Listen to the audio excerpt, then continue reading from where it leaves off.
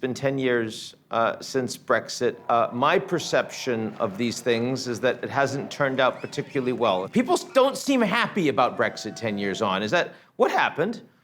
No, you're completely right. The way that Brexit went most wrong was a way that people didn't fully predict 10 years ago. Brexit happened in an environment where people still imagined a pretty stable world order.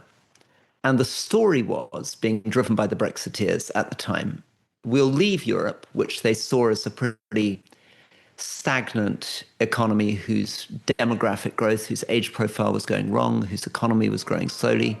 And we will connect ourselves more closely to the fast-growing economies of Asia, the US. It was the sort of vision which at the time was called Singapore-on-Thames. The idea is that Britain would become this sort of deregulated, free market, buccaneering, free trading nation.